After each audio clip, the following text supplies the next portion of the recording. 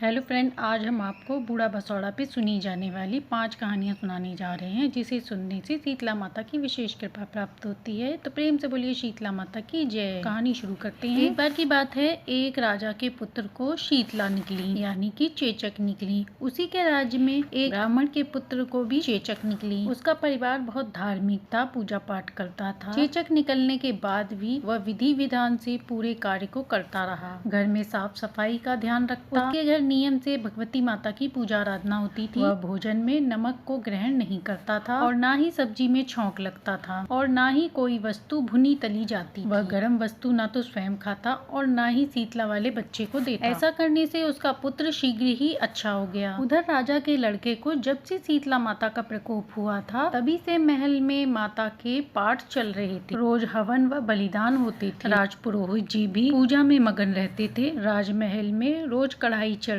और सभी प्रकार के स्वादिष्ट व्यंजन बनते और कई प्रकार के मांस भी पकते थे। उन भोजनों की गंध से राजकुमार का मन ललच जाता। वह भोजन के लिए जिद करता। एक तो वो राजपुत्र था और दूसरा इकलौता, इस कारण उसकी अनुचित जिद भी पूरी हो जाती थी। अब शीतला माता का प्रकोप घटने के बजाय बढ़ने लगा। अब उसके शरीर पर बड़े बड़े फफूले जैसे फोड़े निकलने लगे, जिसमें खुजली व जलन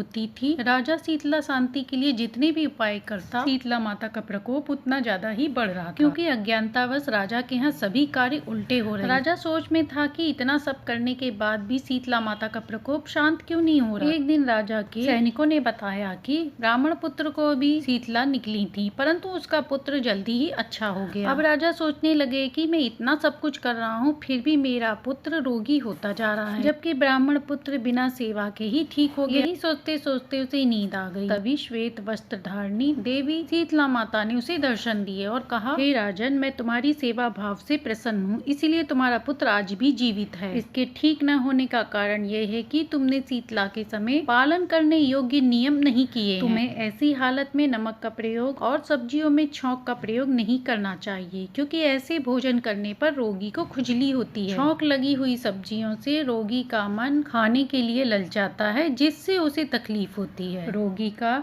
और लोगों के पास जाना आना मना होता है, क्योंकि यह रोग औरों को भी हो सकता है। तो इन नियमों का पालन कर तेरा पुत्र अवश्य ही ठीक हो जाएगा। इसके बाद देवी माता अंतर्ध्यान हो गई। इसके बाद राजा ने सारा प्रबंध कर दिया। सभी नियमों का पालन करते हुए उसका बेटा जल्दी ही स्वस्थ हो गया। इस दिन माता देवकी और भगवान श्री कृष्ण का भी विधिवत पूजन करना चाहिए। ऐसा करने से समस्त दुखों का नाश होता है। तो प्रेम से बोलिए शीतला माता की जय। एक राजा थे नवसर, उनके कोई उत्तराधिकारी नहीं था। उन्होंने पुत्र की कामना से एक यज्ञ का आयोजन कराया, जिसमें बहुत से ब्राह्मण आए। यज्ञ समाप्त होने के बाद अग्नि देवी की आग को ठंडा किया गया। उस अग्नि देवी के प्रकाश में एक महिला दिखाई दी, जो अपने सिर पर सूप धारण की थी। ब्रह्मा जी ने देखा तो उनसे पूछा, तुम कौन हो देवी, किसकी पत्नी हो? तब उन्होंने बताया कि मैं इस अग्नि से प्रकट हुई हूँ, अब मैं कहाँ जाऊँ, क्या करूँ? तब ब्रह्मा जी ने कहा कि तुम्हारा इस अग्नि देवी में हो जाने के बाद जन्म हुआ है, इसलिए आज से तुम्हारा नाम शीतला है। मैं तुम्हें धरती पर भेजता हूँ, जहाँ तुम्हारी पूजा की जाएगी। तुम अपने साथ सभी को लेकर जाओगी और धरती पर तुम्हारा गुणगान किया जाएगा। तब शीतला माता ने कहा, मुझे धरती पर धर्म प्रचार के लिए रहना है, इसलिए मुझे एक साथ चाहिए। तब ब्रह्मा जी ने उसी राख से ज्वारासुर को बनाया, जो एक असुर था। तब शीतला माता ने कहा कि उसकी शुरुआत स्वर्ग से हो,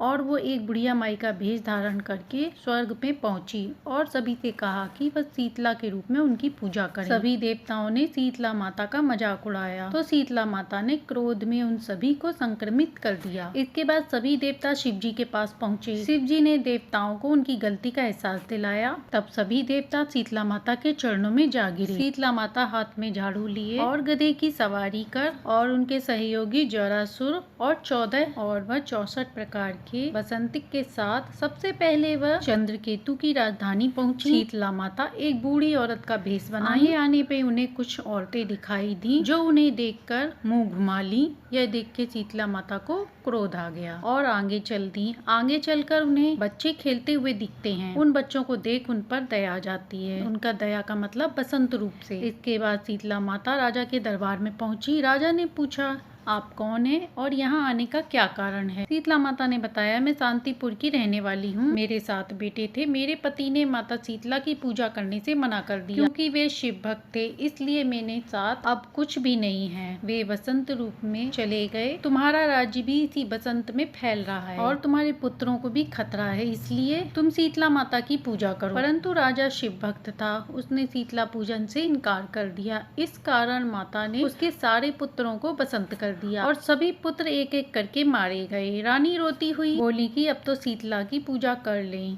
परंतु राजा नहीं माने। वह शिव जी की पूजा करते रहे। बहुत दिनों बाद उनके घर में एक पुत्र का जन्म हुआ। राजा पुत्र को बचाने के लिए दिन रात शिव जी की पूजा आराधना करता। शिव जी ने राजा के पुत्र को बचाने के लिए भीम को भेजा। भीम और शीतला माता के बीच लड़ाई हुई, जिसमें शीतला माँ जीत गयी और भीम हार गए। राजा ने सूर्य देव की सहायता से अपने बेटे को पद्म वन में छिपा दिया। वह वहाँ से गुजरते हुए पाताल लोक पहुँच गए। वहाँ वासुकी ने शीतला माता के प्रकोप से बचाने के लिए बच्चे को गुफा में छुपा दिया, परंतु वह शीतला माता के प्रकोप से बच नहीं पाए। वह बसंत रोग से ग्रसित होकर मारा गया। शीतला माता उनके पुत्र की मृत्यु की खबर उनकी पत्नी को देती है। चंद्रकला अपने पति के साथ सती होने के लिए चल देती है। जब वह सती होने के लिए अपने पति के साथ चिता में बैठती है, तब वहाँ एक बूढ़ी ब्राह्मणी आती है। उन्हें देखकर चंद्रकला प्रणाम करती है। ब्राह्मणी ने उसे आशीर्वाद दिया कि तुम आजीवन सुखी रहोगी। चंद्रकला ने कहा, जो मुझे आप आशीर्वाद दे रही हैं वह सफल कैसे होगा, क्योंकि मैं अपने पति के साथ सती होने जा रही। ब्राह्मणी ने कहा, मेरी कही बातें सत्य होती। उन्होंने उसके पति को जीवित कर दिया और चंद्रकला से कहा कि अपने घर जाओ और राजा से शीतला देवी की पूजा करने को कहो। यदि राजा पूजा करेंगे तो उनके 69 पुत्र वापस लौट आएंगे। चंद्रकला अपने ससुर से कहती है, परंतु राजा अभी भी पूजा करने को तैयार नहीं होता है। अंत में शिव जी स्वयं आए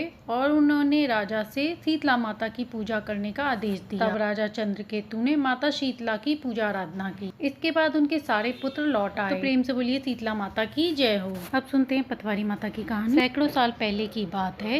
एक राजा थे जिनका नाम रूपचंद्र था। उन्होंने माता से अपने चमत्कार दिखाने की माता से बात कही। माता ने भक्त की बात मानकर उसे एक छोटी बच्ची के रूप में दर्शन दिया। जब राजा ने माँ को आवाज लगाई तो वह एक छोटी बच्ची के रूप में माँ को देखकर हैरान रह गया और उनसे पूछा कि वह कौन है। तब उस बच्ची ने बताया कि मैं माता रानी का स्वरूप हूँ। रूपचंद को इस बात पर विश्वास न हुआ तो उसने माता से पासा खेलने के लिए कहा। राजा पासा खेलने में बहुत ही निपुण था और वो कभी भी किसी से हारा भी नहीं था। माँ के सामने उसने कुछ अंक बोले और पासे फेंके, लेकिन उसे वह अंक याद नहीं हुआ। उसने पासे दोबारा उठाकर फेंके, फिर भी वो अंक नहीं आए। इसी बीच माता का एक भक्त पानी में डूब रहा था और वो माता को आवाज देने लगा, तो माता ने वहीं से भक्त को हाथ बढ़ाकर बचा लिया। जब माँ ने हाथ से पासे फेंके तो उनके हाथ में एक पानी की बूंद थी। राजा ने देखा तो माता से पूछा, माँ आपका हाथ तो सूखा था, ये पानी की बूंद कहाँ से आ गई? तो माता ने उसे पूरी बात बता दी कि एक भक्त पानी में डूब रहा था तो मैंने उसे बचा लिया। अब राजा रूपचंद को माता की बात पे विश्वास नहीं हुआ। उसने माँ से कहा कि मुझे लगता है कि सिर्फ इंसान ही झूठ बोलते हैं, लेकिन यहाँ तो माता आप भी झूठ बोलती हैं। अब ये बात सुन के माता नाराज हो गई। उन्होंने उसी समय राजा को पत्थर का बना दिया। कुछ समय बाद जब रूपचंद की पत्नी अपने पति को ढूंढती हुई वहाँ आई तो उसने अपने पति को पत्थर का बना देख माता रानी से प्रार्थना करने लगी कि वह उसका पति लौटा दे। माता रानी को उसकी करुण रुदन से हृदय पिघल गया। उन्होंने कहा, मैं अपना श्राप वापस नहीं ले सकती, लेकिन मैं तुम्हें पत्थर का बना देती हूँ जिससे तुम्हारा ये कष्ट दूर हो जाएगा। और इसी के साथ मैं तुम्हें ये आशीर्वाद देती हूँ कि दुनिया मुझे पूजने से पहले तुम्हें पूजेगी, तभी मैं उन भक्तों की पूजा स्वीकार करूंगी। जो भी भक्त मेरे दर्शन करने को आएंगे वो पहले तुम्हारे दर्शन करेंगे। तुम तीर्थ यात्रा पर जाने वाले लोगों की रक्षा करोगी और तुम्हें पतवारी माता के नाम से जाना जाएगा। और इसी के बाद से पतवारी माता का पूजन शुरू हो गया।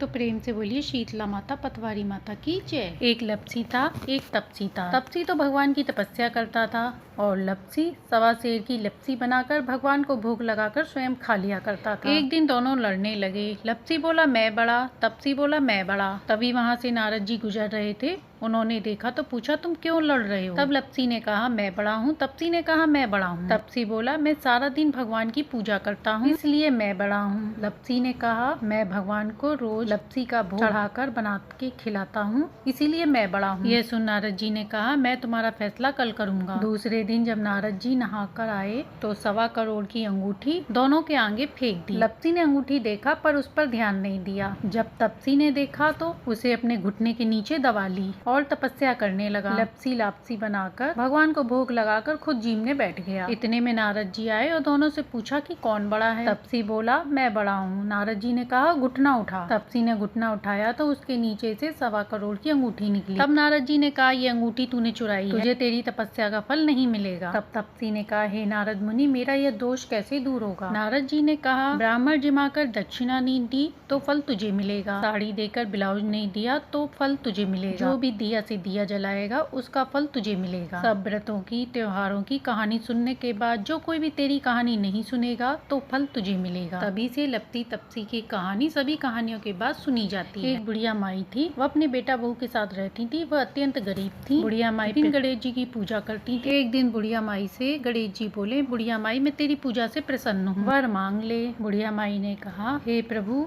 मुझे तो मांगना नहीं आता। गणेश जी ने कहा अपने बेटे से पूछ ले। बुढ़िया माई ने बेटे से पूछा तो बेटे ने कहा धन मांग ले। बहू से पूछा तो बहू ने कहा माँ पोता मांग लो। तब बुढ़िया माई ने सोचा ये दोनों तो अपने अपने मतलब का मांग रहे हैं, क्यों ना मैं पड़ोसन से पूछ लूं। तब बुढ़िया माई ने पड़ोसन से पूछा। पड़ोसन ने कहा तू धन क्यों मांगे और तू पोता भी क्यों मांगे, तू तो अपने लिए दीदा मोड़ा मांग ले। तब बुढ़िया माई घर आई और सोचने लगी कि ऐसी चीज मांगनी चाहिए जिससे बेटा बहू भी खुश हो जाए और मेरा भी काम हो जाए। दूसरे दिन गणेश जी आए और बोले माई कुछ मांग ले। बुढ़िया माई बोली दीदा घोड़ा देबो, सोने के कटोरे में पोते को दूध दे, अमर सुहाग दे, निरोगी काया दे दे, सभी को सुख दे। तब गणेश भगवान बोले माई तूने तो मुझे ठग लिया, सब कुछ तो मांग लिया और कहती है कि मुझे मांगना नहीं आता, पर ठीक है जैसा तुमने कहा है वैसा ही हो जाए। इतना कहकर भगवान गणेश जी अंतर ध्यान हो गए। बुढ़िया माई के अब सब सुख हो गए। हे गणेश भगवान जैसे बुढ़िया माई को दिया वैसे ही सबके घर में धन के भंडार भरना। तो ये थी बूढ़ा बसौड़ा पे सुनी जाने वाली संपूर्ण कहानी, जिसे सुनने से शीतला माता की विशेष कृपा प्राप्त होती है। कहानी अच्छी लगी हो तो लाइक एंड सब्सक्राइब करें।